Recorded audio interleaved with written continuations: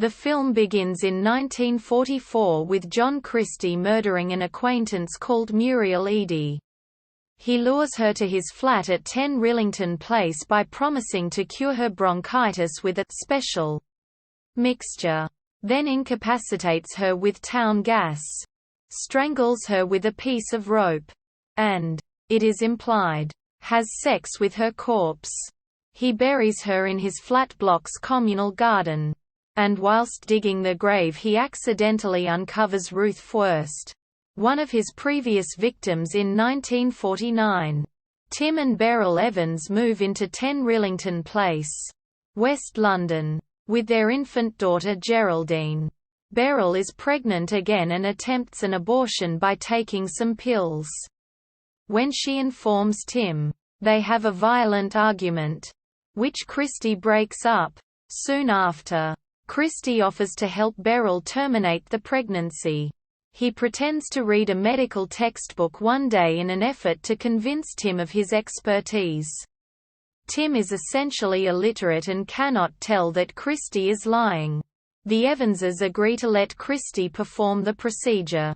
Christie occupies his wife, Ethel, by sending her to his place of work with some paperwork. He grabs his killing tools, makes a cup of tea, and heads upstairs to Beryl. He is interrupted by a couple of builders who arrive to renovate the outbuilding. He lets them in, and when he sees they are well occupied, he pours a new cup of tea and heads back upstairs.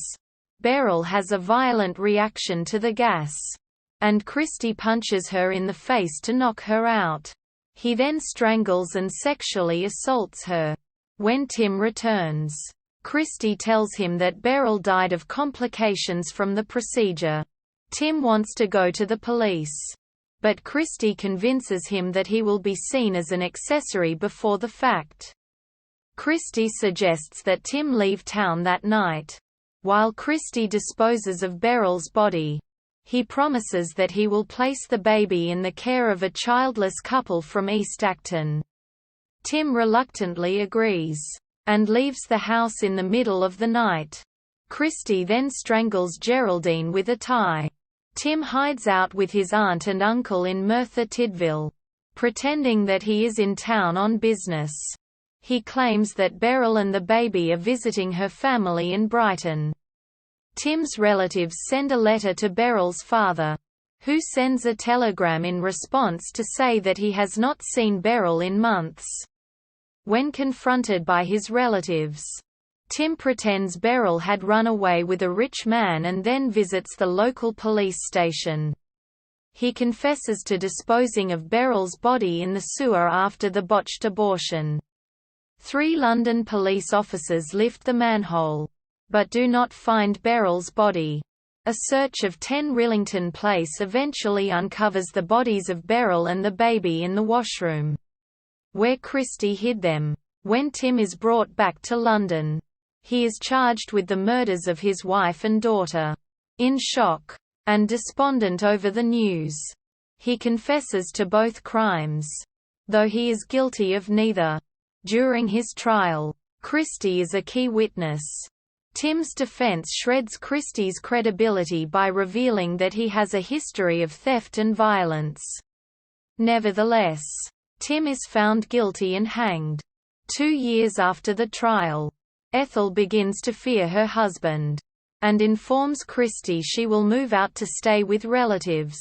When he begs her not to leave him, Ethel implies that he should be in prison.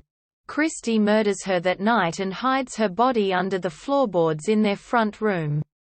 Later, he meets a woman suffering from a migraine in a cafe.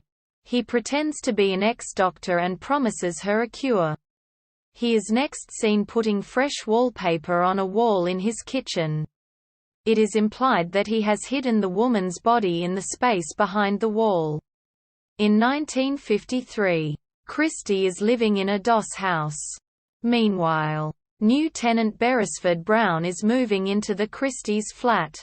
There is an awful smell in the Christie's kitchen and Beresford Brown peels off the wallpaper to find a space behind the wall. where he finds 3 of Christie's victims soon afterwards. Christie is noticed by a police officer in Putney and arrested. The film ends with an intertitle explaining that Christie was hanged and Tim was posthumously pardoned and reinterred in consecrated ground.